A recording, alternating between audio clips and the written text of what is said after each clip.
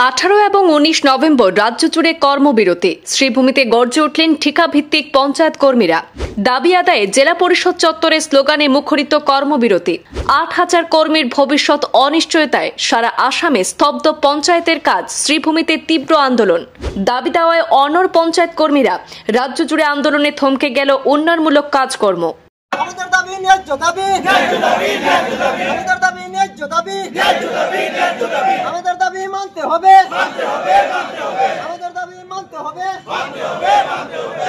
গোটা রাজ্যের সঙ্গে সঙ্গতি রেখে শ্রীভূমি জেলার পঞ্চায়েত ঠিকাভিত্তিক কর্মচারীদের আন্দোলনে উত্তপ্ত হয়ে উঠেছে জেলা পরিষদ কার্যালয়ের সম্মুখ এলাকা। আজ 18 নভেম্বর এবং আগামীকাল 19 নভেম্বর রাজ্য জুড়ে চলবে তাদের এই গণ আন্দোলন। বিভিন্ন দাবি দেওয়া সামনে রেখে স্লোগানে মুখরিত হয়ে উঠেছে পুরো অফিস পাড়া। আজ থেকে আগামীকাল 19 নভেম্বর পর্যন্ত সারা আসাম জুড়ে পঞ্চায়েতের কাজকর্ম স্তব্ধ হয়ে পড়বে বলে জানানো হয়েছে। রাজ্যের প্রায় 8,000 ঠিকাভিত্তিক কর্মচারীর সঙ্গে শ্রীভূমি জেলার সব উন্নয়ন খণ্ডেরও কর্মবিরতি এবং ধর্মঘট অব্যাহত রয়েছে।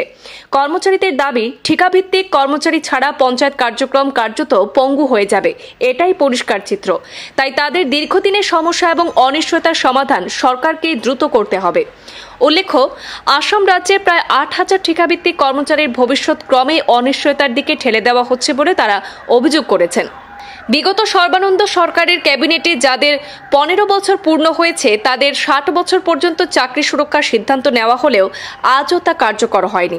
আর সেই কারণে এবার রাজ্যের চুক্তিভিত্তিক কর্মীরা গণতান্ত্রিক আন্দোলনে নামতে বাধ্য হয়েছেন। নিজেদের পাওনা আদায়ের দাবিতে এবার গর্জে উঠেছেন তারা। আজকের এই আন্দোলনের ফলে মঙ্গলবার থেকে বুধবার পর্যন্ত অনির্দিষ্টকালের জন্য সারা আসাম রাজ্যের পঞ্চায়েতে কাজকর্ম সম্পূর্ণরূপে স্থবির হয়ে পড়বে। অবস্থান ধর্মঘট চলাকালে হাতে প্লে কার্ড নিয়ে বিভিন্ন স্লোগানে শ্রীভূমি জেলা পরিষদ কার্যালয় চত্বর মুখরিত হয়ে ওঠে। এদিন সাংবাদিকদের কাছে মুখোমুখি হয়ে কর্মীরা জানিয়েছেন যে রাজ্যে প্রায় 8,000 ঠিকাভিত্তিক পঞ্চায়েত কর্মচারীর পরিবার চরম আর্থিক সংকটে রয়েছে। হাতিকুনা মাইনে দিয়ে সংসার চালাতে হিমশিম খেতে হচ্ছে। অনেক কর্মীর বয়স ইতিমধ্যে 50-এর উপরে। সারা রাজ্যের সঙ্গে সঙ্গতি রেখে তাই শ্রীভূমি জেলার প্রতিটি উন্নয়ন খণ্ড কার্যালয়ের সম্মুখে দাবি আদায়ে কর্মবিরতি অব্যাহত রয়েছে।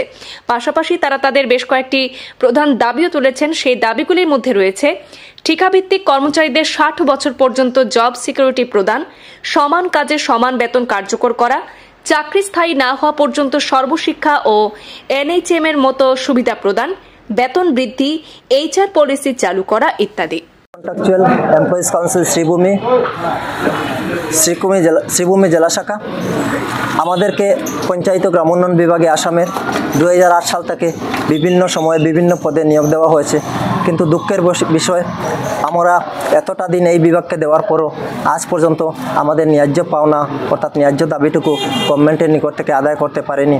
একইভাবে আসামের শিক্ষা বিভাগে যারা SSR অধীনে কাজ করতো টিচাররা, তাদেরকে 5 বছর সম্পূর্ণ হওয়ার পর পার্মানেন্ট টিচার হিসাবে নিয়োগ দেওয়া হয়েছে। NHM এ কর্মরত যারা আছে স্বাস্থ্য বিভাগে, তাদেরকেও বিভিন্ন ধরনের সুযোগ সুবিধা প্রদান করা হচ্ছে। কিন্তু এই বিভাগে আমরা আমাদের জীবনের স্বর্ণযুগ প্রদান করেছি। আজকে প্রায় আমরা সিনিয়র যারা প্রায় 17-18 বছর হয়ে গেছে আমরা এই বিভাগকে প্রদান করেছি। কিন্তু আজ পর্যন্ত আমাদের দাবি, ন্যায্য দাবিগুলা সরকারের নিকট থেকে আমরা আদায় করতে পারিনি। বিভিন্ন সময়ে আমরা আসামের মাননীয় মুখ্যমন্ত্রী, আমাদের বিভাগীয় মন্ত্রী রঞ্জিত কুমার দাস, আমাদের বিভাগীয় কমিশনার DC মহোদয়, বিভিন্ন স্তরে বিভিন্নভাবে আমরা আবেদন নিবেদন করেছি। কিন্তু আমাদের দাবির সমর্থনে আজ পর্যন্ত সরকারের তরফ থেকে আমরা কোনো ধরনের গঠনমূলক সিদ্ধান্ত বা সদুত্তর পাইনি। তাই বাধ্য হয়ে আমরা গত 11 নভেম্বর 2025 ইংরাজি হইতে আসামের প্রত্যেকটি ব্লক হেডকোয়ার্টারে আমরা অবস্থান ধর্মঘট এবং কর্মবিরতি পালন করছি। একইভাবে আমাদের রাজ্যিক সমিতির নির্দেশ মর্মে আমরা আজ 18 এবং আগামীকাল 19 নভেম্বর আসামের প্রত্যেকটি জেলা সদরে আমরা অবস্থান ধর্মঘট এবং কর্মবিরতি পালন করব। তারপরও যদি আমাদের দাবির প্রতি সরকারের কোনো সদিচ্ছা আমরা দেখতে না পাই, তাহলে আমাদের এই আন্দোলন আমরা রাজ্যিক লেভেলে অর্থাৎ গৌহাটি পর্যন্ত নিয়ে যেতে আমরা বাধ্য থাকব।